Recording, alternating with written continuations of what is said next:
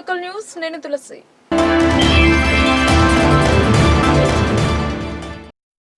మానవ సమాజంలో మానవ సంబంధాలే ముఖ్యమని, కక్షలు కార్పణ్యాలు విచ్ఛిన్నానికి దారితీస్తాయని జిల్లా ప్రధాన న్యాయమూర్తి, జిల్లా న్యాయ సేవాధికార సంస్థ చైర్పర్సన్ సునీత కొంచాల అన్నారు.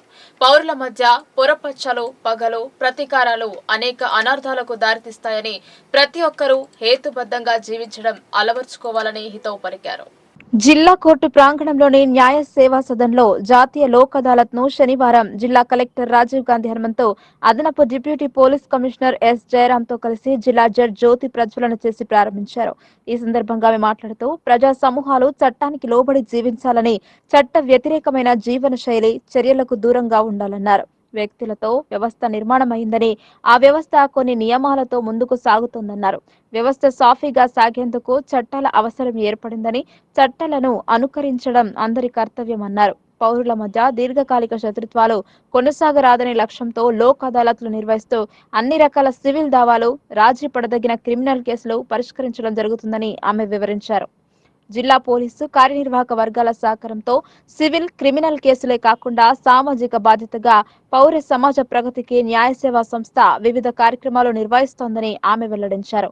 జిల్లా కలెక్టర్ రాజీవ్ గాంధీ హనుమంతు మాట్లాడుతూ 11 ఏళ్లుగా కొనసాగుతున్న ఒక సివిల్ వివాదాన్ని న్యాయ సేవా సంస్థ సహకారంతో పరిష్కరించుకుని భీమ్గల్ భూ నష్ట పరిహార బాధితులకు 3,90,00,000 బ్యాంకు చెక్ ను ప్రభుత్వం తరపున అందజేసి వివాదానికి ముగింపు పలికినట్లు తెలిపారు.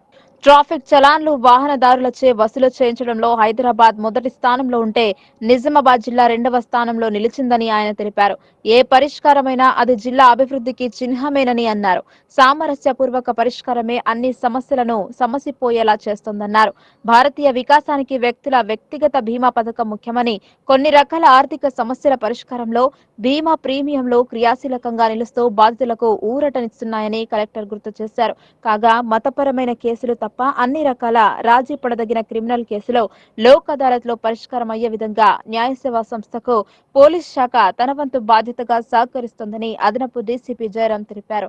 ఈ కార్యక్రమంలో జిల్లా న్యాయ సేవాధికార సంస్థ కార్యదర్శి సీనియర్ సివిల్ జడ్జ్ పద్మావతి, అదనపు జిల్లా judge Ashalata, senior civil judge Srikanth Babu, bar association అధ్యక్షుడు దేవదాసు, ఉపాధ్యక్షుడు ఆశనారాయణ, న్యాయ సేవాధికార సంస్థ సూపరింటెండెంట్ పురుషోత్తం గౌడ్ తదితరులు పాల్గొన్నారు.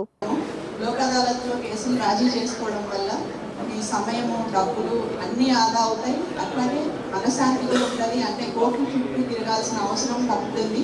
చిన్న చిన్న కేసులు, కుటుంబ సభ్యుల మధ్య సమస్యలు, ఇట్లాంటివన్నీ కూడా ఇక్కడ సెటిల్ చేసుకోవడానికి అవకాశం ఉంది. ఈ ఒక్కరోజే కాదు, నేను ప్రతిసారి చెప్తాను, మీకు ఏ రోజు కేసు కంపౌండ్ చేసుకోవాలనిపిస్తే ఆ రోజు పిఎల్ఎస్ఏకి వచ్చి మీరు ఇక్కడ కలిస్తే ఈ కేసు ఎట్లాగా రాజీ చేసుకోవాలి, దాని పద్ధతి ఏంటి, ఇవన్నీ కూడా చెప్పడం జరుగుతుంది.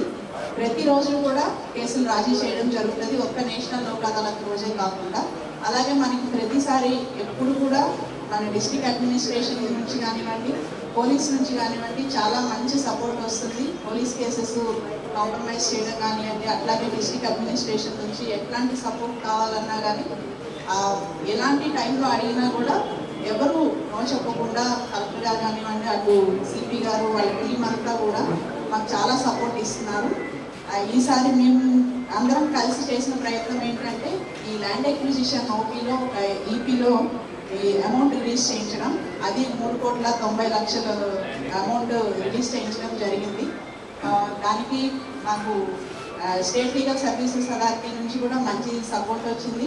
అట్లాగే ఇక్కడ ఆర్డీఓ గారు వీళ్ళు ఎంత మీటింగ్స్లో, నేనంతా మీటింగ్స్లో ఉన్నా కానీ పాపం లాస్ట్ మినిట్లో ఆర్డీఓ గారు చెక్ రిలీజ్ చేయడం జరిగింది. Thank you sir.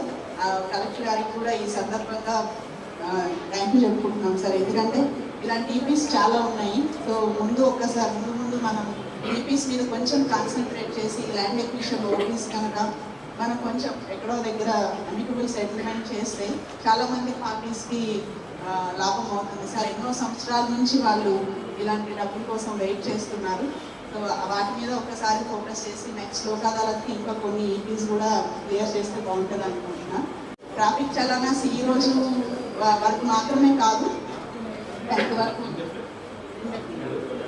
అంటే అందరూ ఈ రోజు వరకే ఏమో లోక్ అదాలత్ కోసమే అనుకుంటారేమో, కానీ ట్రాఫిక్ చలాన్స్ అయితే మీరు వచ్చే రోజుల్లో కూడా మీరు అందరూ ట్రాఫిక్ చలాన్స్ క్లియర్ చేసుకోవచ్చు. ఎందుకంటే చాలా డిస్కౌంట్ ఇస్తున్నారు. అంటే డిస్కౌంట్ మళ్ళీ వస్తుందో రాదో కాబట్టి అందరూ ఈ అవకాశాన్ని ఉపయోగించుకోవాలని కోరుకుంటూ ఈ లోక్ అదాలత్ కూడా అందరూ సద్వినియోగం చేసుకోవాలని కోరుకుంటున్నాము. ఈ రోజే కాదు, మీకు తెలిసిన వాళ్ళు ఏమన్నా ఇష్యూస్ ఉంటే ఏ రోజైనా సరే వాళ్ళు వచ్చి న్యాయ సేవాధికారి సంస్థను సంప్రదించి మీ కేసులు రాజీ చేసుకోవచ్చు. ఈ సందర్భంగా పాత వరంగల్ జిల్లాలోని సమ్మక్క సారలమ్మ గద్దెలను నిజామాబాద్ స్థానిక సంస్థల ఎమ్మెల్సీ కవిత దర్శించుకున్నారు. దక్షిణ కుంభమేళాగా పేరుగాంచింది అని చెప్పారు. వరంగల్ జిల్లాలో నిజామాబాద్ స్థానిక సంస్థల ఎమ్మెల్సీ కవిత సందర్శించారు. దక్షిణ భారత కుంభమేళాగా గుర్తింపు పొందిన సమ్మక్క సారలమ్మ జాతీయ హోదా కల్పించాలని ఎమ్మెల్సీ కవిత కోరారు. ఈ జాతరకు లక్షలాది మంది వచ్చి దర్శనం చేసుకుంటారని చెప్పారు. జాతరకు ముందుగానే ఏర్పాట్లు జరుగుతాయని ఆమె చెప్పారు. ఈ మీడియా సమావేశంలో పలు అంశాలను ప్రస్తావించారు. ఇవాళ వరంగల్లో సమ్మక్క సారలమ్మ దర్శనానికి రావడం జరిగింది. క్షమించాలి, జలుబు ఎక్కున్నందుకు గొంతు కొంచెం డిఫరెంట్గా ఉంది. సమ్మక్క సారలమ్మ దర్శనానికి రావడం జరిగింది. మరి ఇవాళ సౌత్ ఇండియాలోనే ఒక కుంభమేళగా మనం చెప్తాం. అటువంటి జాతర అత్యద్భుతంగా లక్షలాది మంది దర్శించుకునేటటువంటి జాతర. ఆ జాతర యొక్క సన్నాహ కార్యక్రమాలు మీకు తెలుసు, ముందే ప్రారంభమైతే పెద్ద ఎత్తున ఎప్పుడు పోయి దర్శించుకున్న పుణ్యం అనే చెప్తారు. సో ఈ సందర్భంగా ఇక్కడికి దర్శనానికి రావడం జరిగింది.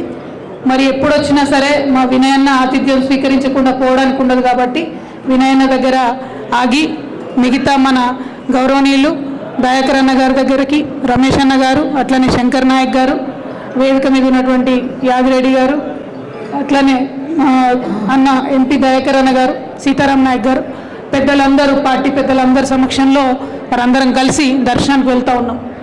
ఈ సందర్భంగా ఒక విషయాన్ని ఉమ్మడి వరంగల్ జిల్లా ప్రజలందరూ కూడా నేను గుర్తు చేయదలుచుకున్నాను.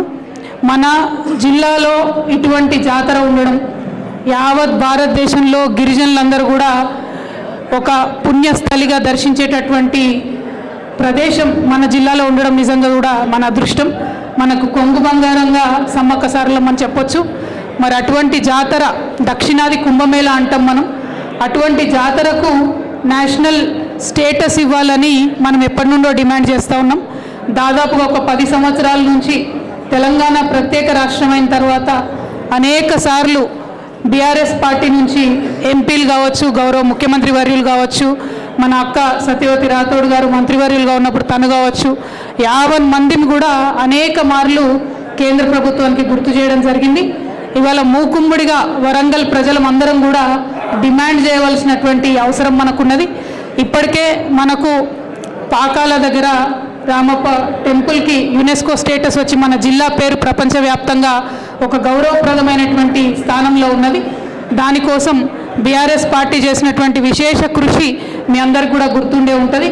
మనకు అవకాశం వచ్చినప్పుడు మన దగ్గర ఇటువంటి మంచి ప్రదేశాలు ఉన్నప్పుడు కొంచెం కార్యకర్తలంతా దయచేసి సంయమనం పాటించాలి. ఒక్కసారి ముచ్చట్లు పెట్టుకుంటూ ఉంటే బయట కొండ బ్రదర్, ఒక 2 నిమిషాలు ప్రెస్ వాళ్ళతో మాట్లాడేద్దాం. సంయమనం పాటించాలి బ్రదర్స్ అంతా కూడా. ఇటువంటి మంచి ప్రదేశాలు మన దగ్గర ఉన్నప్పుడు, మన ప్రాంత గౌరవాన్ని పెంచేటటువంటి ప్రదేశాలు ఉన్నప్పుడు మనందరం కూడా ఆ అవకాశాన్ని సద్వినియోగం చేసుకొని చరిత్రలో మన జిల్లా పేరు, మన రాష్ట్రం పేరు, మన యొక్క సంస్కృతి సంప్రదాయాలను ముందుకు కొనసాగించే విషయంలో ఉమ్మడిగా కూడా పోరాటం చేయాల్సినటువంటి సందర్భం ఇది. సమ్మక్క సారలమ్మ జాతరకు మరి నేషనల్ స్టేటస్ ఇవ్వాలని చెప్పి మళ్ళీ ఒకసారి ఇవాళ వరంగల్ జిల్లా నుండి మేము బీజేపీ పార్టీని, ప్రధానమంత్రి గారిని డిమాండ్ చేస్తూ ఉన్నాము. ఈ డిమాండ్ అనేక పర్యాయాలు ఉన్నది. దీన్ని చేయదగ్గ విషయమే, దూరమైనటువంటి అంశం కాదు, కష్టమైనటువంటి అంశం అంతకన్నా కాదు. ఎన్ని లక్షల మంది సందర్శిస్తారో అవి కంటిన్యూస్గా చెప్తూ ఉంటారు. మరి అటువంటి ఎన్ని లక్షల మంది సందర్శిస్తారో తెలిసినటువంటి విషయమే. అన్ని లక్షల మంది యొక్క ఆత్మగౌరవ విషయం అవుతుంది కాబట్టి ఖచ్చితంగా national project, national festival status Sammakka సారలమ్మకి ఇవ్వాల్సిందిగా నేను బీజేపీని డిమాండ్ చేస్తూ ఉన్నాను. గౌరవ ప్రధానమంత్రి గారిని రిక్వెస్ట్ చేస్తూ ఉన్నాం. అదేవిధంగా మరి గుర్తించినారు సమ్మక్క సారలమ్మ జాతరను కాబట్టి ట్రైబల్ యూనివర్సిటీకి పార్లమెంట్లో బిల్ పాస్ చేసేటప్పుడు కూడా బీఆర్ఎస్ పార్టీ ప్రపోజ్ చేసిన విధంగానే ప్రజా పాలనలో భాగంగా దరఖాస్తులను స్వీకరిస్తున్నారు. 6 గ్యారంటీలను అమలు చేయడానికి ప్రభుత్వం ఈ కార్యక్రమానికి శ్రీకారం చుట్టారు. దీన్ని జిల్లా పంచాయతీ అధికారి జయసుధ సందర్శించారు. నవిపేట్ మండల కేంద్రంలోని అభయహస్తం 6 గ్యారెంటీల దరఖాస్తుల స్వీకరణ కొరకు ప్రజాపాలనపై గ్రామ పంచాయతీ కార్యక్రమంలో గ్రామ సభ నిర్వహించారు. డిఎల్పిఓ జయసుధ దరఖాస్తుల స్వీకరణ కౌంటర్లను పరిశీలించారు. ఈ సందర్భంగా ఆమె మాట్లాడుతూ రాష్ట్ర ప్రభుత్వం ప్రజలకు ఇచ్చిన 6 గ్యారెంటీల అమలు కోసం ప్రజాపాలన గ్రామ సభలు నిర్వహించడం జరుగుతుందని అన్నారు. ఈ నెల 28వ తేదీ నుండి జనవరి 6వ తేదీ వరకు అన్ని గ్రామాలలో గ్రామ సభలు నిర్వహించడం జరుగుతుందని తెలిపారు. 6వ తేదీలోపు దరఖాస్తులు ఇయ్యని వారు తహసీల్దార్ ఎంపీడీఓ కార్యాలయంలో దరఖాస్తులు ఇవ్వచ్చని ప్రజలకు సూచించారు. రేషన్ కార్డు లేని వారు దరఖాస్తు ఇచ్చుకోవాలని ప్రజలకు సూచించారు. ప్రజలు ఎటువంటి దరఖాస్తులు ఇచ్చినా అధికారులు తీసుకోవాలని అన్నారు. 6 గ్యారెంటీల దరఖాస్తులు ప్రజలు తీసుకువస్తే రిజిస్ట్రార్లో ఎంట్రీ చేసుకుని దరఖాస్తుదారుడికి రసీదు ఇవ్వాలని అధికారులకు సూచించారు. లబ్ధిదారు కోసం ప్రజలు దరఖాస్తు చేసుకుంటే దానికి సంబంధించిన జిరాక్స్ కూడా ఇవ్వాలని అధికారులకు ఆదేశించారు. ప్రతి గ్రామంలో కౌంటర్లు ఏర్పాటు చేయడం జరిగిందని ప్రజలు ఎటువంటి ఇబ్బంది పడే అవసరం లేదని అన్నారు. పెన్షన్ తో పాటు వివిధ పథకాలు లబ్ధి పొందుతున్న వారు వాటికి దరఖాస్తు చేసుకోవద్దని ప్రజలకు సూచించారు.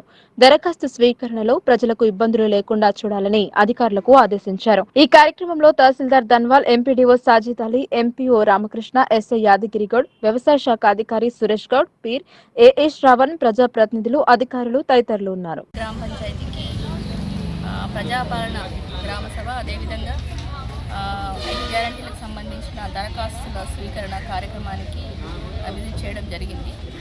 మనకి గ్రామ పంచాయతీలో ప్రతి గ్రామ సభ రోజు ప్రతి 100 కుటుంబాలకు ఒక కౌంటర్ చొప్పున మనం ఏర్పాటు చేయడం జరిగింది. ఇది మనకి 28 నుంచి జనవరి 6, 28 డిసెంబర్ జనవరి 6 వరకు 8 డేస్ వరకు కంటిన్యూస్గా అప్లికేషన్ తీసుకోవడం జరుగుతుంది. దానికి అంటే ఒకటే రోజు తీసుకుంటారు, మిగతా రోజు తీసుకోరు అని అనుమానం పెట్టుకోకుండా ప్రతిరోజు తీసుకుంటారు. మార్నింగ్ 8 to ఈవినింగ్ 6 వరకు అప్లికేషన్స్ తీసుకుంటారు. సో వాళ్ళు ఎవరైనా మీరు అప్లై చేసుకోవడం ఒక దూర ప్రదేశాల్లో ఉంటే కూడా ఆ రోజు వచ్చి మీరు అప్లికేషన్ గ్రామ పంచాయతీలో ఇవ్వాల్సిందిగా కోరుతున్నాను. లేకున్నా కూడా మన సెపరేట్ రేషన్ కార్డు కోసం అప్లై చేసుకోవాలనుకుంటే ఒక తెల్ల కాగితం మీద వాళ్ళ దరఖాస్తు ఇవ్వచ్చు. దీనికి ఈ అభయహస్తం గ్యారంటీల గురించి అప్లికేషన్ ఫామ్లో రేషన్ కార్డు జిరాక్స్ లేకుండా అంటే రేషన్ కార్డే లేకుండా కూడా అప్లై చేసుకోవచ్చు. సో అక్కడ రేషన్ కార్డు నంబర్ అనేది దానికి పక్కన నీళ్ళు పెట్టేస్తే అయిపోతుంది. మాకు రేషన్ కార్డు లేదు పెట్టేస్తే అది మేము ఆన్లైన్లో అక్కడనే అప్లోడ్ చేస్తాం. ఎట్లాంటి దరఖాస్తులు చేసాయి బ్లాక్ అండ్ వైట్ జిరాక్స్ చేసాయి కూడా యాక్సెప్ట్ చేస్తారు. దానికి కలర్ జిరాక్స్ అవసరం లేదు. జిరాక్స్ మేము గ్రామ పంచాయతీ మళ్ళీ మండల ఆఫీస్ తరఫున కూడా మేము జిరాక్స్ చేసి ఇస్తాం. వాళ్ళు బయట వాళ్ళు జిరాక్స్ సెంటర్కి వెళ్ళి జిరాక్స్ చేసుకోవాల్సిన అవసరం లేదు. సఫిషియెంట్ అప్లికేషన్స్ మన గ్రామ పంచాయతీ. ప్రభుత్వం ప్రతిష్టాత్మకంగా నిర్వహిస్తున్న ప్రజాపాలన సభలకు వచ్చే ప్రజలకు అన్ని సౌకర్యాలు అందుబాటులో ఉండాలని కలెక్టర్ రాజీవ్ గాంధీ హనుమంతు అధికారులకు సూచించారు.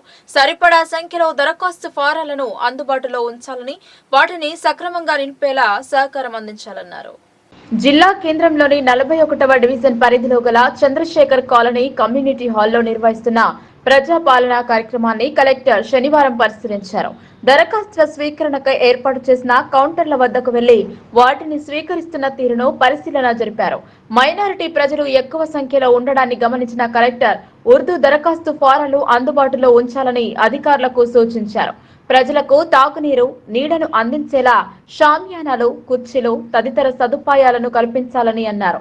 ప్రజలకు ఎలాంటి ఇబ్బందులు కలగకుండా సరిపడా కౌంటర్లను ఏర్పాటు చేసి అందరి నుండి దరఖాస్తులు స్వీకరించాలన్నారు. కాగా అభయహస్తం ప్రజాపాలన దరఖాస్తులను ఎక్కడి నుండి తీసుకున్నారని కలెక్టర్ పలువురిని ఆరా తీశారు.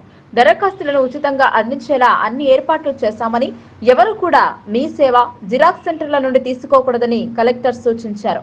ఒక కుటుంబం వారందరూ ఒకే దరఖాస్తు అందిస్తే సరిపోతుందని సూచించారు. కలెక్టర్ వెంట వివిధ శాఖల అధికారులు ఉన్నారు. కేంద్ర ప్రభుత్వం అమలు పరుస్తున్న పథకాలను సద్వినియోగం చేసుకోవాలని ఎంపీ అరవింద్ పేర్కొన్నారు. ఉజ్వల, ముద్రా లోన్, ప్రధాని సమ్మాన్ నిధి ఇలా అనేక పథకాలకు దరఖాస్తు చేసుకోవచ్చని చెప్పారు. నిజామాబాద్ జిల్లా బోధన్ మండలం పెగడపల్లి గ్రామంలో వికసిత్ భారత్ సంకల్ప యాత్ర కార్యక్రమంలో ఎంపీ అరవింద్ పాల్గొన్నారు. కేంద్ర ప్రభుత్వ సంక్షేమ పథకాల గురించి ప్రజలకు వివరంగా తెలిపారు. ప్రతి ఒక్కరూ కేంద్ర పథకాలను వినియోగించుకోవాలని ఎంపీ అరవింద్ కోరారు. దేశంలో బీజేపీ కేంద్ర ప్రభుత్వం అందిస్తున్న ప్రతి పథకం పేదల కోసమే. ప్రతి ఒక్కరూ అన్నింటినీ దరఖాస్తు చేసుకోవాలన్నారు. ముద్రా లోన్, ఉజ్వల లాంటివి ఇప్పటికీ ప్రజలకు అందుబాటులో ఉన్నాయని, ప్రజలు కేంద్ర పథకాల వివరణ కోసమే వికసిత్ భారత్ సంకల్ప యాత్రను తీసుకొచ్చని ఎంపీ ధర్మపురి అరవింద్ తెలిపారు. ప్రజలకు కేంద్ర పథకాలపై అవగాహన కల్పించారు. మీకు ప్రధానమంత్రి జీవన్ జ్యోతి బీమా ఇవాళ రేపు ఏమవుతుంది, ఎప్పుడు ఏమైనా అఘాయిత్యమై ఎవరైనా మరణిస్తే కేవలం 436 రూపాయలు సంవత్సరానికి కడితే 2 లక్షల బీమా ప్రధానమంత్రి జీవన్ జ్యోతి బీమా యోజన ఉన్నది. అదే రకంగా సురక్ష బీమా యోజన ఉన్నది. అందులో కేవలం సంవత్సరానికి 20 రూపాయలు కడితే 2 లక్షల రూపాయలు వస్తే ఏమైనా అఘాయిత్యం అయితే, ప్రాణాలు కోల్పోతే, యాక్సిడెంట్ కానీ ఇతర రకాలుగా ప్రాణాలు కోల్పోయినప్పుడు 2 లక్షల రూపాయలు వస్తాయి. కేవలం ఒక స్కీమ్లా 20 రూపాయలు, ఇంకో స్కీమ్లా సంవత్సరానికి 436 రూపాయలు. ఎటువంటి అఘాయిత్యం అయితే కుటుంబ సభ్యులకి, కుటుంబంకి అండగా ఈ బీమా యోజనలు ఉంటాయి.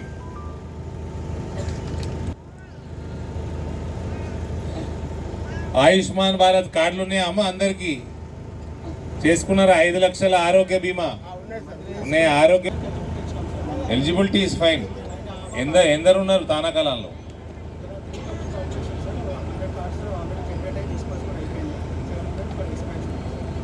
సో 800 మెంబర్స్ అయింది ఆల్రెడీ.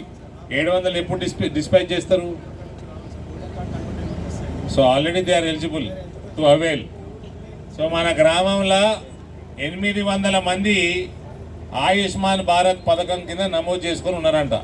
అంటే ఏమన్నా బీమార్లు వచ్చి హాస్పిటల్ పాలైతే, ప్రైవేట్ హాస్పిటల్ పోతే 5 లక్షల రూపాయలు నరేంద్ర మోడీ గారి ప్రభుత్వం మన కోసం బిల్లు కడుతుంది హాస్పిటల్కి. ఆయుష్మాన్ భారత్ పథకంలో నమోదు చేసుకున్న వాళ్ళు ఉన్నారు. ఐడా చేతులు కూడా వస్తుంది. లేని వాళ్ళు నమోదు చేసుకోండి. ఇప్పుడు ఆవాస్ యోజన ఇండ్లు అయితే అందరికి కావాలి కదా, మన కొత్త ఇల్లు కావాలి. ఆవాస్ యోజనలు నమోదు చేసుకోండి. ఆ ప్రభుత్వము ఈ ప్రభుత్వం ఏ ప్రభుత్వం కట్టినా 2 లక్షల రూపాయలు నరేంద్ర మోడీ గారు ఇస్తారు. అది తీసుకొనే కడతారు. అది రాష్ట్ర ప్రభుత్వమైనా ఏ ప్రభుత్వమైనా. ఈడ స్కీము ఇల్లు కట్టుడు మొదలు పెట్టంగానే మనం ఇప్పుడు నమోదు చేసుకుంటే మనకి ఇల్లు వస్తుంది. నరేంద్ర మోడీ గారు 2 లక్షలు ఇస్తారు. దానికి ఇంత ఏమన్నా 4 పైసలు ఇంకా రాష్ట్ర ప్రభుత్వం వేసి కడితే కడతారు. అని 2 లక్షల రూపాయలు మోదీ గారు ఇస్తారు. కాబట్టి ఆవాస్ యోజనలో కూడా అందరు నమోదు చేసుకోండి కొత్త ఇంటి కోసం. సుకన్య సమృద్ధి యోజన, ఆడపిల్లలు పుడితే మీరు మామూలుగా పోయి సార్కి బ్యాంకులో డిపాజిట్ చేసినానుకో పైసలు, మీ పైసలు సంపాదించుకున్నాయి, ఏం రేట్ ఇస్తారు sir? Rate of return, interest rate. దీంట్లో 8.5 ఉంది. మామూలుగా అయితే 4% వడ్డీ వస్తుంది మీకు. మామూలుగా అయితే సుకన్య సమృద్ధి యోజనలో వేస్తే 8.5% వడ్డీ ఇస్తారు నరేంద్ర మోడీ గారు మీకు.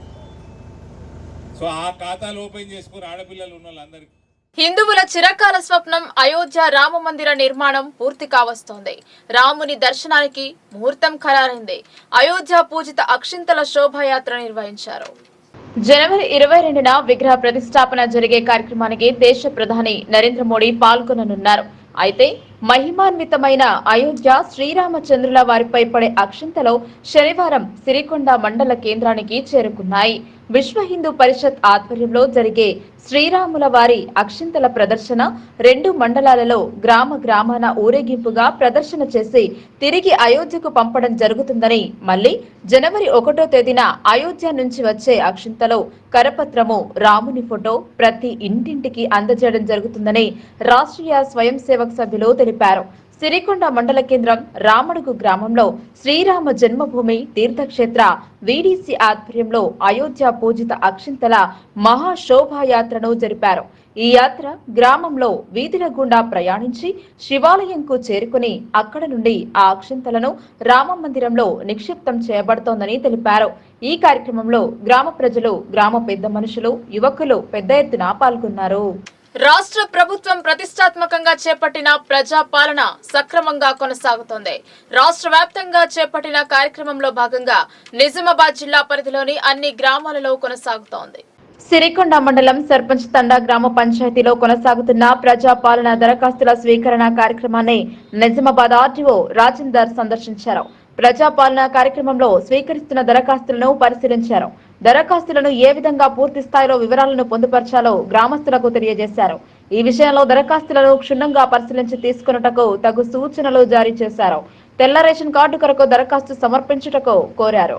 దీంతో పాటు రేషన్ కార్డు కొరకు కూడా దరఖాస్తులో ప్రత్యేక కౌంటర్ ఏర్పాటు చేసి స్వీకరించుటకు పంచాయతీ సిబ్బందిని ఆదేశించారు. ఈ కార్యక్రమంలో మండల రెవెన్యూ అధికారి రవీందర్ మరియు రెవెన్యూ సిబ్బంది పాల్గొన్నారు. ప్రజా సమస్యలపై ప్రజా పాలనలో దరఖాస్తులను పెట్టించాలి. సిపిఎం రాష్ట్ర కార్యదర్శి వర్గ సభ్యులు పాలడుగు భాస్కర్ సూచించారు. జిల్లా కేంద్రంలో విస్తృత స్థాయి సమావేశం జరిగింది. నిజామాబాద్ సిపిఎం పార్టీ జిల్లా కార్యాలయంలో జరిగిన సిపిఎం జిల్లా విస్తృత సమావేశంలో పార్టీ రాష్ట్ర కార్యదర్శి వర్గ సభ్యులు పాలడుగు భాస్కర్ హాజరయ్యారు. ఆయన మాట్లాడుతూ గత ఎన్నికల్లో విజయం సాధించిన కాంగ్రెస్ పార్టీ ప్రభుత్వాన్ని ఏర్పాటు చేసి 6 గ్యారెంటీల అమలు కోసం ప్రజలతో దరఖాస్తులను స్వీకరించడానికి ప్రజాపాలన కార్యక్రమం ద్వారా అధికారులను పట్టణాలు గ్రామాల్లో కార్యక్రమాలను నిర్వహించడం జరుగుతుందని, గత దశాబ్ద కాలంగా ప్రజలు ఇండ్ల స్థలాలు, రేషన్ కార్డులు, పెన్షన్లు సమస్యలపైన అనేక మార్లు గత ప్రభుత్వానికి దరఖాస్తులు చేసుకున్నప్పటికీ పరిష్కారం కాలేదని, కాంగ్రెస్ ప్రభుత్వం ఆ సమస్యల పరిష్కారానికి తీసుకుంటున్న దరఖాస్తులను అర్హుల అందరి చేత పెట్టించి వాటిని అమలు జరపడానికి పార్టీ కార్యకర్తలు, నాయకులు కృషి చేయాలని ఆయన పిలుపునిచ్చారు. అదేవిధంగా రాబోయే పార్లమెంట్ ఎన్నికల్లో బీజేపీ ప్రభుత్వం అయోధ్యలో రామాలయం పేరుతో 20వ తారీఖు నాడు విస్తృతంగా ప్రజల్లో చర్చను జరిపి రాజకీయ ప్రయోజనాలను పొందాలని చూస్తున్నారని, గత దశాబ్ద కాలంగా ఉపాధి పెంచడంలో కానీ, రైతులు, మహిళల సమస్యల పరిష్కారంలో కానీ తన వైఫల్యాన్ని కప్పిపుచ్చుకోవడానికి రామాలయం నిర్మాణం అంశాన్ని ముందుకు తీసుకొచ్చారని, ఈ పేరుతో మత రెచ్చగొట్టే తిరిగి అధికారంలోకి రావాలని చూస్తున్నారని ఆయన విమర్శించారు. ఈ కార్యక్రమంలో సిపిఎం జిల్లా కార్యదర్శి రమేష్ బాబు, జిల్లా కార్యదర్శి వర్గ సభ్యులు పెద్ది వెంకటరాములు, నూర్జహాన్, వెంకటేష్, శంకర్ గౌడ్, జిల్లా కమిటీ సభ్యులు వై గంగాధర్, నన్నిసాబ్, సూరి, జయ గంగాధర్లతో పాటు వివిధ మండల కార్యకర్తలు పాల్గొన్నారు. నెంబర్ 2, రైతాంగానికి రైతు బంధు పథకం ఇస్తే ఏదో కన్నీళ్ళు చూసినట్టు ఆ పథకం దోహదపడ్డప్పటికీ రైతులకి రుణమాఫీ అనేటువంటిది పరిష్కారం చేయడంలో వైఫల్యం. రైతులందరికీ ₹1,00,000 లోపలకి ఏదో కొంత రుణమాఫీ అయింది తప్ప ఆ తర్వాత పైన ఉన్నటువంటి కూడా రుణమాఫీ అనేటువంటి సమస్య తీవ్రంగా ముందుకొచ్చింది. ఉద్యోగ వర్గాల్లో, కార్మిక వర్గంలో, స్కీమ్ వర్కర్లలో, కార్పొరేట్ అవుట్సోర్సింగ్ ఉద్యోగుల్లో, పర్మనెంట్ ఉద్యోగుల్లో కూడా మొత్తం చరిత్రలో రాష్ట్ర ప్రభుత్వ ఉద్యోగులకి పిఆర్సీ చేసినప్పుడు ఇచ్చేటువంటి ఐఆర్లో 5% ఐఆర్ ఇప్పటివరకు ఎవరి లేదా ఏ ప్రభుత్వం లేదు. మొదటిసారి ధనిక ప్రభుత్వం, డబ్బుల ప్రభుత్వం, ఫ్రెండ్లీ ప్రభుత్వం ఈరోజు ఉద్యోగుల్లో వచ్చింది. వ్యవసాయ కార్మికుల్లో ఉపాధి హామీ పనులు తీసేయడం, తగ్గించడం, బడ్జెట్లు ఉపయోగపడడం. అయోధ్యలో నిర్మిస్తున్న రామాలయ ఆలయం జనవరి 22న ప్రారంభోత్సవం జరుగుతోంది. అందరినీ ఈ కార్యక్రమంలో భాగస్వాములు కావాలని అయోధ్య అక్షింతలను శోభాయాత్ర నిర్వహించారు. నిజామాబాద్ జిల్లా కోటగిరి మండల కేంద్రంలోని శ్రీరామ జన్మభూమి తీర్థక్షేత్ర ట్రస్ట్ కోటగిరి ఆధ్వర్యంలో అయోధ్యలో పూజించిన అక్షింతల మహాశోభాయాత్ర నిర్వహించారు. ఈ మహాశోభాయాత్ర కార్యక్రమానికి ముఖ్య అతిథులుగా మల్లారం పిట్ల కృష్ణమహారాజ్ పాల్గొని శోభాయాత్రను ప్రారంభించారు. ఈ శోభాయాత్ర కోటగిరి మండల కేంద్రంలోని చావిడి నుండి మొదలుకొని ఊరేగింపుగా రచ్చగలి మీదుగా కోర్టుగల్లి, పోచారం కాలనీ, బీసీ కాలనీ మీదుగా మిర్జాపూర్ కాలనీ, వినాయక్ నగర్ కాలనీ మీదుగా బస్టాండ్ ప్రాంతానికి చేరుకున్నారు. అక్కడి నుండి మహాశోభాయాత్రను హరిజనవాడకు చేరుకుని అక్కడ నుండి మీది గల్లి మీదుగా చావిడి గల్లీలోని పెద్ద హనుమాన్ ఆలయానికి చేరుకున్నారు. ఈ శోభాయాత్రలో ప్రతి హిందూ బంధువులు జై శ్రీరామ్ అంటూ నినాదాలు చేస్తూ డీజే సౌండ్ సిస్టమ్ తో నృత్యాలు చేశారు. అలాగే ప్రతి మహిళలందరూ మంగళ హారతులతో పాల్గొని ప్రత్యేక పూజలు జరిపారు. ప్రజ్వలన చేసి కార్యక్రమాన్ని ప్రారంభించారు. అనంతరం పెద్ద హనుమాన్ మందిర్ ఆలయంలో ఏర్పాటు చేసిన కార్యక్రమానికి వచ్చిన భక్తులందరూ పిట్ల కృష్ణ మహారాజ్ చేతుల మీదుగా తీర్థ ప్రసాదం తీర్థంతో పాటు ఫలహారాలను అందుకొని ఆశీర్వాదం తీసుకున్నారు. అలాగే కోటగిరి మండలంలోని ఎక్లాస్పూర్ క్యాంపులో సైతం అక్షింతల శోభాయాత్రను ఘనంగా నిర్వహించారు. అలాగే పొత్తంగల్లో మండల కేంద్రంలో సైతం అయోధ్యలో పూజించిన అక్షింతల మహాశోభాయాత్ర ఘనంగా నిర్వహించారు.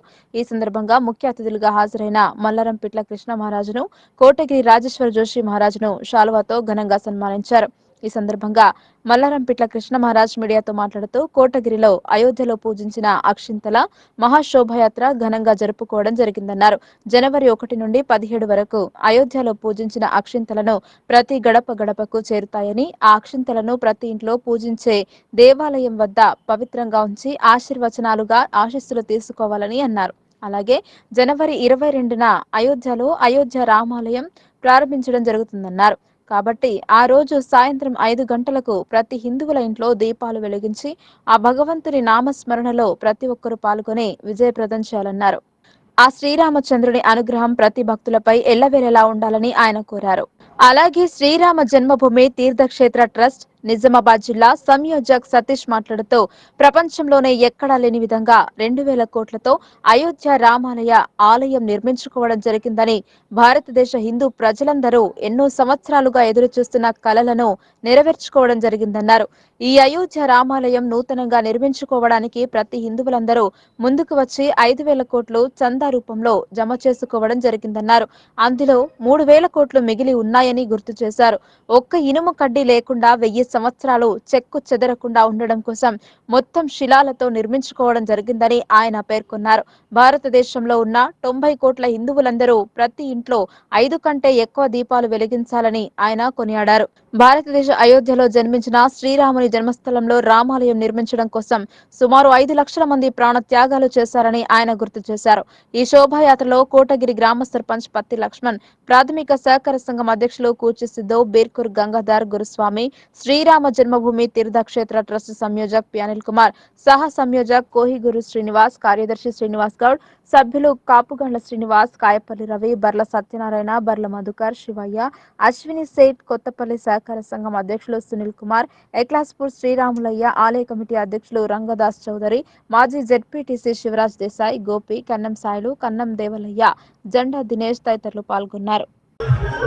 రామాయ రామభద్రాయ రామచంద్రాయ వేదసే రఘునాథాయ నాథాయ హితాయ పతయే నమః.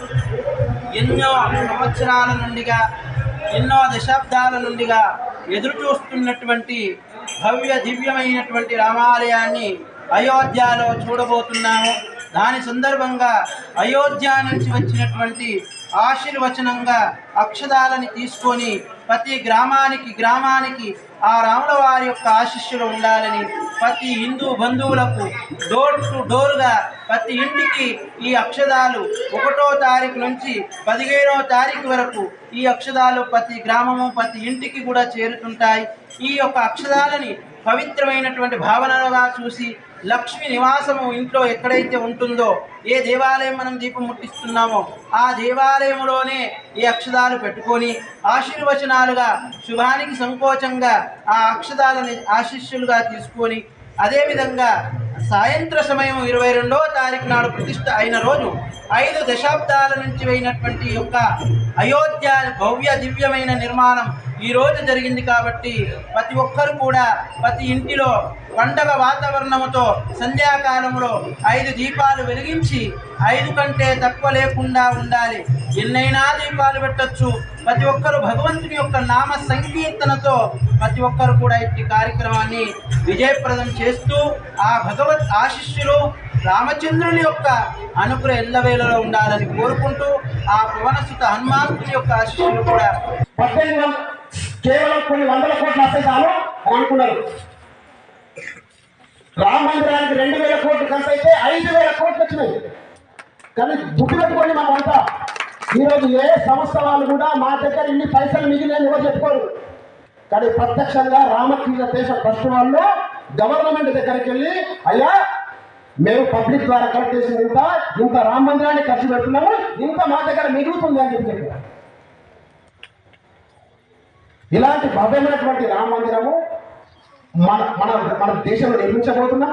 ఆ రాముడి యొక్క ఆశీర్వాదంతో అక్షితలు రాముడి మందిరం యొక్క ఎట్లా కడుతున్నామో రామ మందిరం యొక్క ఫోటో నివేదన పత్రము అంటే రామ మందిరము అక్కడ ఏ దేవతలని ప్రతిష్ఠించబోతున్నాము, ఎట్లా ఎంత వెడల్పు ఉంది, ఎంత ఉంది, దానిలో ఏ రాయి వాడారు, ఎట్లా వాడారు అనేటువంటిది సుమారు విద్యార్థి స్థాయి నుండే రాజకీయాల నుండి అవగాహన కలిగి ఉండాలన్నారు. ఓటింగ్ వేసే విధానంపై మాక్ డ్రిల్ నిర్వహించారు. నగరంలోని వాసు పాఠశాలలో విద్యార్థులకు ఎన్నికలపై అవగాహన కల్పించారు. పోలింగ్ బూత్ లో ఉండే ఏర్పాట్లు వరుస క్రమంలో ముందుకు వెళ్లి ఎన్నికల అధికారి వద్ద ఎన్నికల లిస్టులోని పేరు ప్రకారం ధృవీకరించుకొని బ్యాలెట్ పత్రాన్ని బ్యాలెట్ బాక్స్ లో వేసే విధానం వివరించారు. ఈ కార్యక్రమంలో కరెస్పాండెంట్ కర్నటి వాసు హెచ్ఎం లక్ష్మణ్ రావు పాల్గొన్నారు.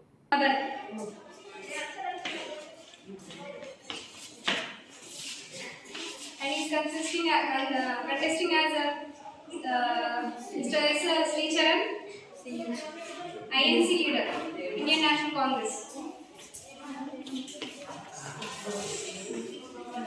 Ms. Asmita, contesting as DRS leader.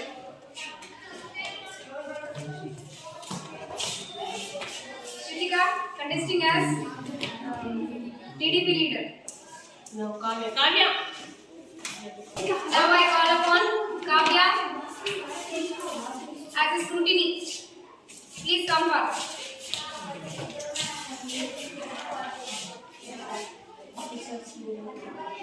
Introduce the polling officers: P. Anmol, B. Vignesh, and here polling officer 2, B. Rishi, S. Sairaj. ఈ వార్తలు ఇంతటితో సమాప్తం. తిరిగి ప్రసారమయ్యే వార్తల్లో మళ్ళీ కలుద్దాం. అంతవరకు చూస్తూనే ఉండండి మీ లోకల్ న్యూస్. మన ఊరు మన వార్త.